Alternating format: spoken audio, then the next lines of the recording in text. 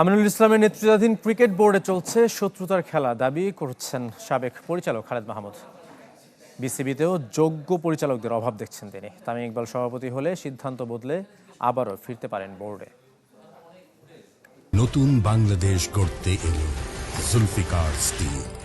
Zulfikar still, ইস্পাত দৃঢ় অঙ্গীকার। বাংলাদেশের সাথে কাজ করতে অবশ্যই ইচ্ছা করে, বাট ইমোশন কন্ট্রোল করতে হবে এবার। আসলে আমার মনে হয় যে যেটা সবচেয়ে বড় প্রবলেম, এই বোর্ডের চেন অফ কমান্ডের খুবই অভাব। আমি সত্যি কথা বললাম, খুব অসংলগ্ন কথা হচ্ছে, খুব কাদা ছোড়াছড়ি হচ্ছে।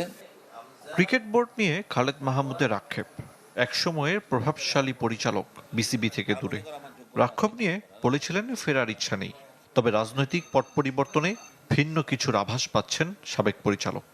পরিস্থিতি অনুকূলে থাকলে সিদ্ধান্ত বদলাতে আপত্তি নেই। তারা মনে করে আমার যোগ্যতা আছে কাজ করার, আমার যদি সেই মূল্যায়নটা হয়, একটা জায়গা মানে আটকায় রাখার জন্য আমি যাইতে চাই না। 25 জনের মধ্যে একজন হইতে চাই না। আমি গেলে কাজ করতে চাই। বিসিবি নির্বাচনের মাস চারেক না যেতে বোর্ড ভাঙার গুঞ্জন। কারা আসবেন, সভাপতি কে হবেন, এ নিয়ে আলোচনা অনেক।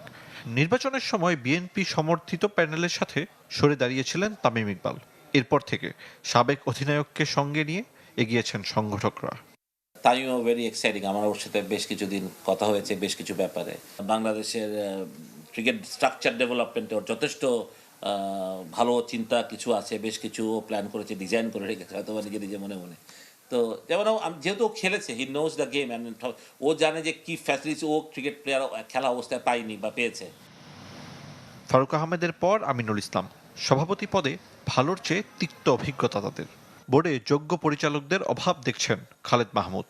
তার দাবি বিসিবিতে চলছে শত্রু শত্রু খেলা। একটা রাইভেলারি চলছে আসলে, যেটা সবচেয়ে বড় আমাদের ক্রিকেটের জন্য একটা ভালো দিক না। আসলে অনেক সংগঠকই না যারা, তারা ক্রিকেটের সাথে কোনো সময় ছিল না, তারাও বোর্ডের ডিরেক্টর হয়েছে। দৃশ্যমান উন্নতি খুব একটা চোখে পড়েনি খালেদ মাহমুদের, তাই অযোগ্য পরিচালকদের ক্রিকেট থেকে দূরে থাকার পরামর্শ দিয়েছেন। বন্যরা বনেই ভালো, ঠিক না? সে আরিফুল ইসলাম, চ্যানেল 24, ঢাকা।